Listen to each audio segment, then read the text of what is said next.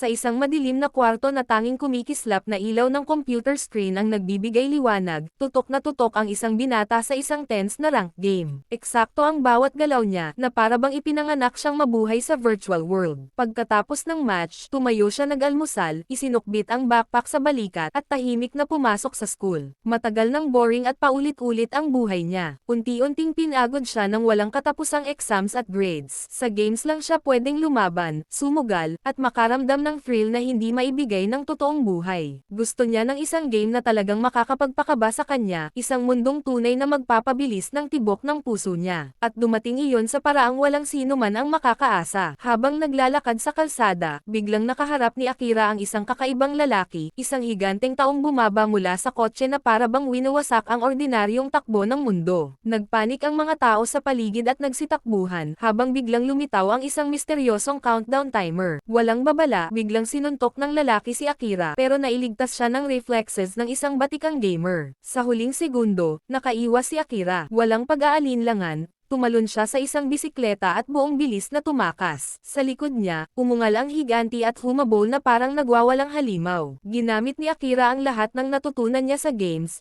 pinag-aralan ang terrain, at mabilis na lumiko papasok sa isang abandonadong gusali sa gilid ng kalsada. Umakyat siya sa mataas na haligi at gumawa ng bitag gamit ang lubad. Nang pumasok ang lalaki, pinaganya niya ang bitag at bumagsak ang buong bahagi ng haligi mula sa itaas, malakas na tumama sa katawan nito. Akala ni Akira tapos na, pero nagulat siya nang tumayo ulit ang lalaki at muling sumugod na parang wala man lang nangyari. Sa isang decisive moment, kumuha si Akira ng metal rod, hinintay ang eksaktong sandali nang mawalan ng balanse ang lalaki, at itinulaki yun diretso sa katawan niya. Bumagsak ang higanti, at opisyal nang nakaligtas si Akira. Sa sandaling iyon, may lumitaw na babae at binati siya. Sinabi nitong humanga siya dahil nagawa ni Akira na patayin ang kanyang pet at mabuhay pa. Pero ayon sa kanya, ang laban kanina ay sadyang ginawa para hindi mapanalunan. Muling lumitaw ang countdown, at isang sinag ng liwanag ang bumaril palabas at tumagos sa katawan ni Akira. Bumagsak siya, pero imbes na mamatay, nagising siya sa isang napakalaking hall na puno ng mga taong hindi niya kilala, kasama rin ang babaeng nakita niya kanina. Ipinakilala nito ang sarili bilang guide na si Mian at sinabi na ang lahat ng naroon ay hindi na itinuturing na umiiral sa totoong mundo. Patay na sila, at kailangan na nilang sundin ang rules ng lugar na ito. Wala ng freedom, wala ng batas, kundi rules na lang ng game. Itinaas ni Mian ang kanang braso niya, at bigla itong nag-transform bilang isang napakalaking kanan. Nagbanta siyang agad na paparusahan ang sino mang lalaban. Pagkatapos, ipinaliwanag niya ang rules. Nakasilang powers ng bawat isa gamit ang wristband, at kapag naging green lang ang ilaw nito,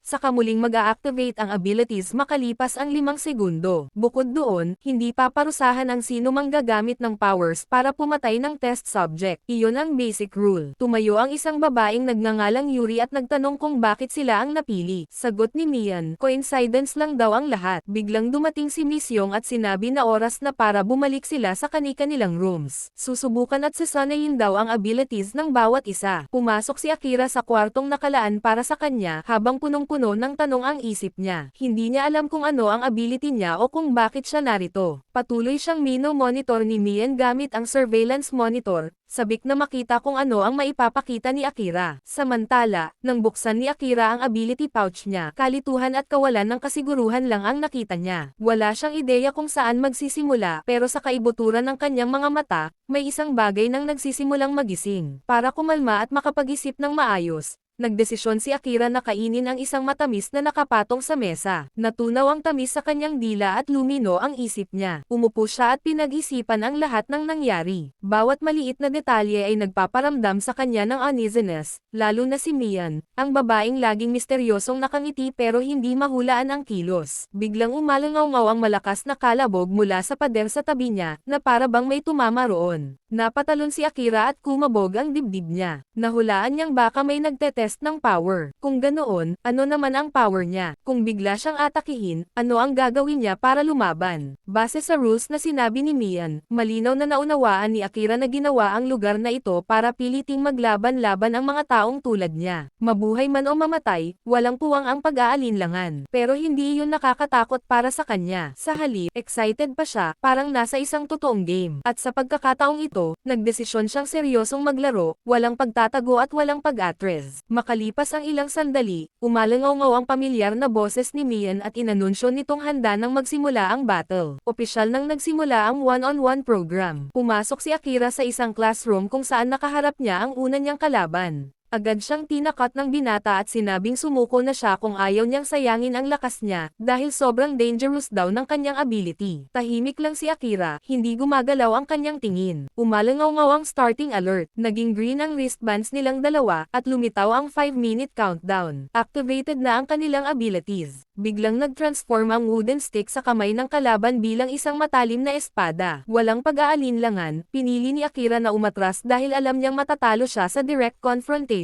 Mabilis siyang tumakbo papasok sa isang saradong kwarto, habang nilalamon ng dilim ang hallway at nabubuo ang tense na pursuit. Patuloy siyang tinatakot ng kalaban at sinasabing siguradong wala siyang combat power kung puro takbo lang ang ginagawa niya. Pero nang lumabas si Akira mula sa dilim, itinanggi niya iyon at sinabing masyadong dangerous ang power niya para gamitin ng pabaya. Pagkasabi niya noon, biglang sumugod si Madoka habang ina-activate ni Akira ang skill niya. Isang feather ang lumitaw sa kanyang kamay. Kalmado niyang ipinakilala ang ability niya at ginawa niyang kanan ang braso niya. Agad na tinamaan si Madoka. Bumagsak siya, bumalik sa kahoy ang espada, at hindi na siya nang ahas umatake. Lumapit si Akira, itinutok ang braso sa kanya, at inutusan siyang sumuko. Napakagat ng ngipin si Madoka at inamin ang pagkatalo niya. Inanunsyo ni Mian na si Akira ang winner. Nakatayo malapit sa kanila si Miss Young at nagtanong kung bakit hindi agad ginamit ang ganoon kalakas na ability. Bahagyang ngumiti si Mian at nagtanong pabalik kung talagang akala niya kanan ang ability ni Akira. Isa lang pala iyong illusion. Nagsinungaling si Akira. Sadyang ginamit niya ang image ng sariling ability ni Mian para linlanggan ang kalaban. Ang tunay niyang power ay fabricator. Maaari siyang magkaroon ng kahit anong ability basta naniniwala ang kalaban na totoo iyon. Ang pinakamahalagang factor ay ang timing ng revelation,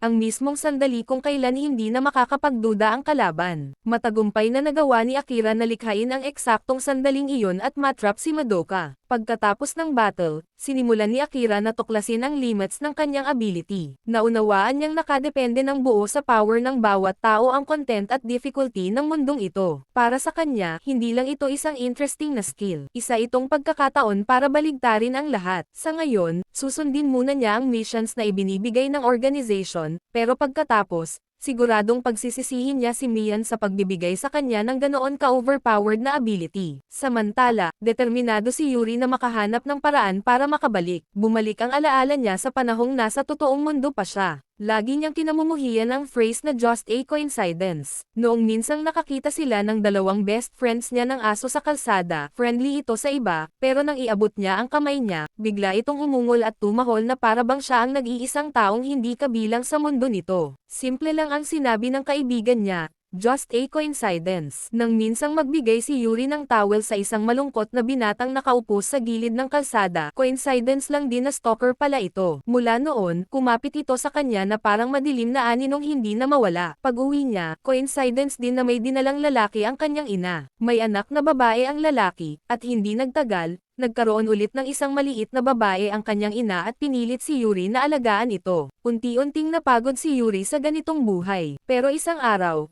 coincidence rin na nakita niya ang stalker na nakatayo sa rooftop, blanko ang mga mata at mukhang may gagawing drastic. Dahil hindi kayang talikuran ni Yuri ang paghihirap ng ibang tao, agad siyang tumakbo pataas. Umakyat siya sa railing at sinubukang hilahin ang lalaki pabalik, pero sa halip, hinayla siya nito pababa kasama niya. At doon nagtapos ang lahat sa isang kamatayang wala siyang oras para maunawaan. Nang magising siya mula sa mga alaala, biglang naalala ni Yuri kung bakit siya dinala sa lugar na ito. Ayon kay Mian, coincidence lang daw ang lahat. Nakakulong siya sa isang kwartong sobrang selyado na pati ang pinto ay walang handle. Tahimik at malamig ang lahat, na parang invisible imprisonment.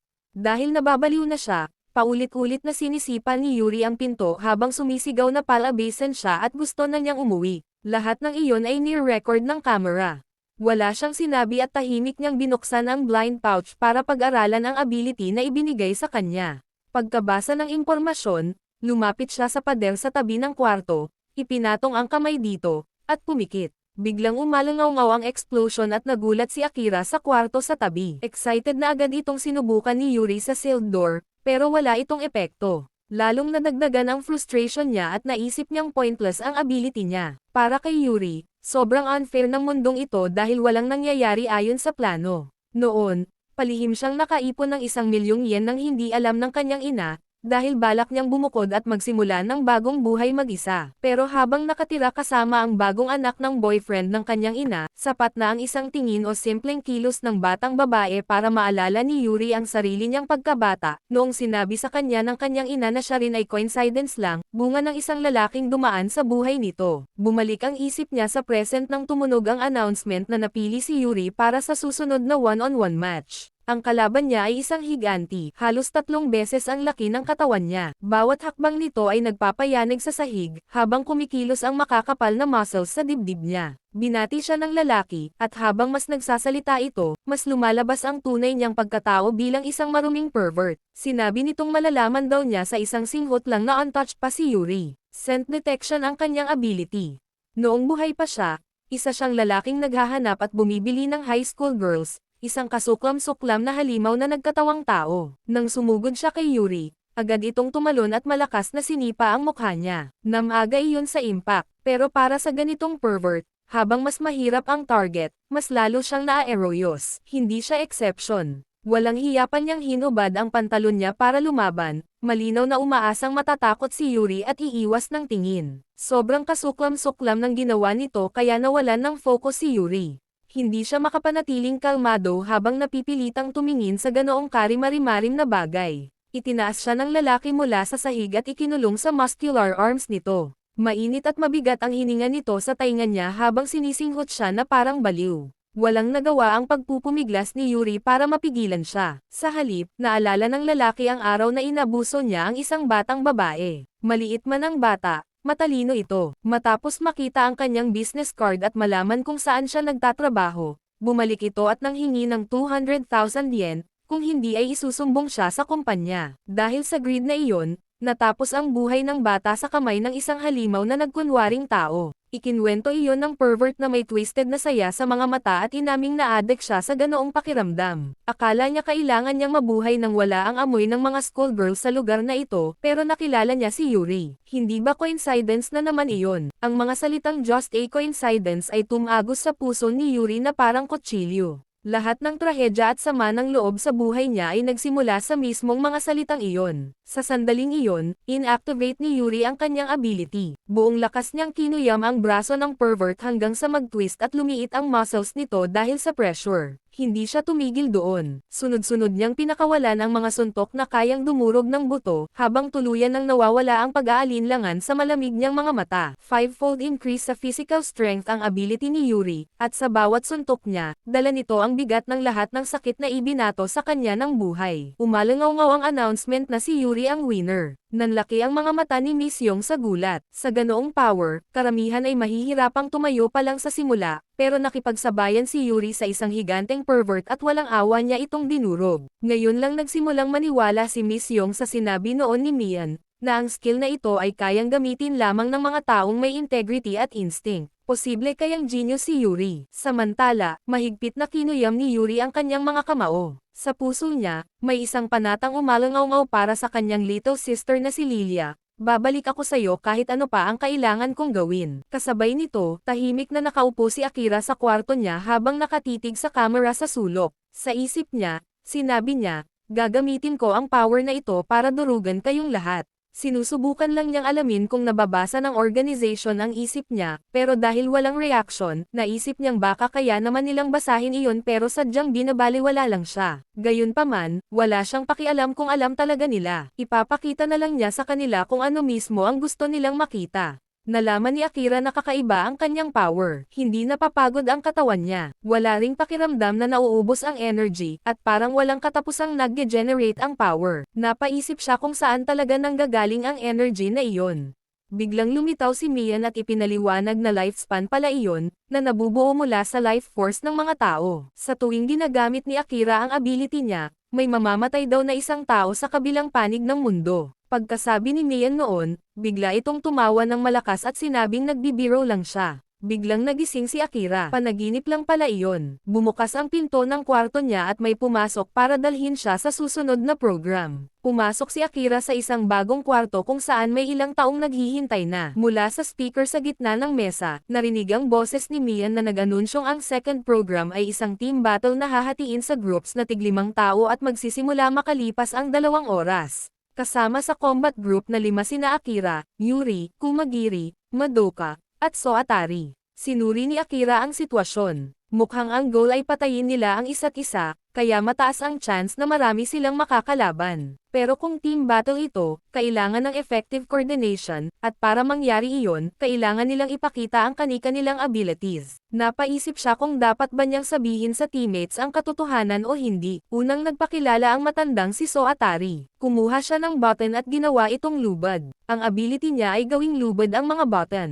Hindi makapaniwala si Yuri at inakalang magic trick lang iyon, kaya pinilit niya itong magsabi ng totoo. Pagkatapos, tapat niyang ipinakilala ang sarili niyang ability. Kayang gawing swords ni Madoka ang mga sanga ng puno. Hindi naman sigurado si Kumagiri kung ano talaga ang power niya. Mukhang invincible siya ng 2 segundo, pero dahil hindi pa niya nagawang subukan iyon, sinabi niyang mukhang ganoon. Bukod doon, professional wrestler din siya. Sa wakas, turn na ni Akira. Siyempre, hindi niya pwedeng ibunyag ang trump card niya, kaya sinabi na lang niyang kaya niyang gawing kanan ang kanyang braso. Malinaw kay Akira na kapag sinabi niya ang totoo sa maling tao, pwedeng buhay niya ang mawala, kaya kailangan niyang itago ang secret na ito. Bigla niyang tinanong si Madoka tungkol sa sugat nito. Mukhang casual lang ang tanong, pero ang tunay na purpose ay lalo pang paniwalain ang lahat sa fake canon ability na sinabi niya. Samantala, may isang bagay na paulit-ulit na umiikot sa isip ni Akira.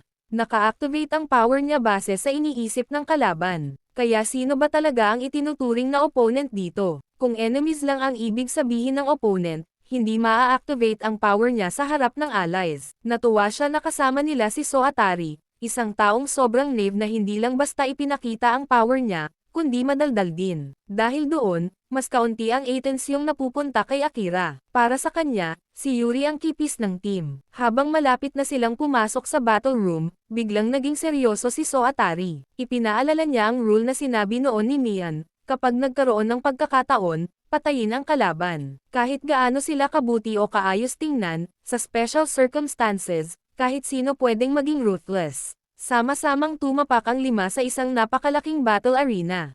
Hanggang sa susunod nating pagkikita, paalam!